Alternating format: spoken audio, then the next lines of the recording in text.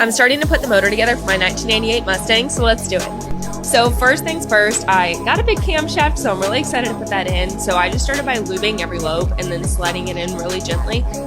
And then once I got to the end where I had little no leverage, I took an extension and slid it through the center of the cam and just used that leverage to help get it in. Then I took the cam retainer plate and new bolts and put those on as well.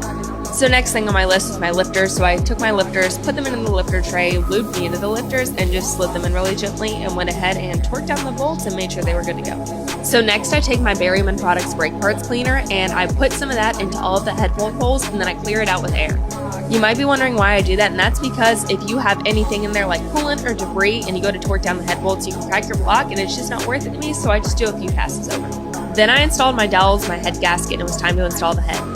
Then I installed my new head bolts. They have washers and lube, so I had to do all that and spare you the details. I went ahead and did it on both sides and was ready to torque my heads down. So the first pass on torquing my head bolts was a 25 foot-pound pass, which was really easy, did both sides. Moved on to the second pass, which was a 50 foot-pound pass, which then got a little more difficult for me. So the third pass was an 80 foot-pound pass, and I have spaghetti noodles for arms, and I absolutely was dying, so I called my fiance in for backup on the passenger side because I was only able to do the driver's side, and he made me look like I was standing still.